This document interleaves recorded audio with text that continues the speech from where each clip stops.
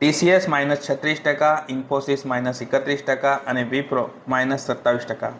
છેલ્લા એક વર્ષમાં આઈટી કંપનીઝના શેર્સ 30%નું એવરેજ ડાઉન બતાવી રહ્યા છે.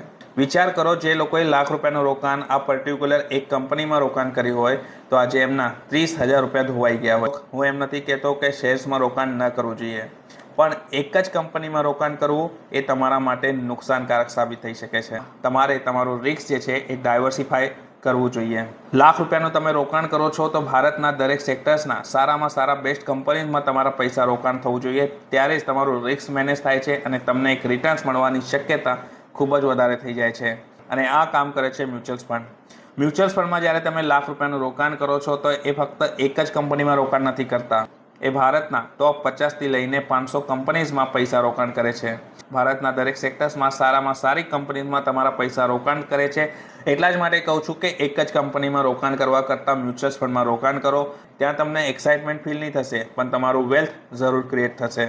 હું નીતિશ સરદાર તમારી મદદ કરીશ તમારા મ્યુચ્યુઅલ ફંડ જર્ની માટે. મારી સાથે મ્યુચ્યુઅલ ફંડની જર્ની સ્ટાર્ટ કરવી છે તો કમેન્ટ્સમાં અપોઇન્ટમેન્ટ લખો અથવા વોટ્સઅપ પર મને હાઈ લખીને મોકલો. એના પહેલાં આ રીલ્સને લાઇક, ફોલો એન્ડ શેર કરવાનું ના ભૂલતા. Thank you.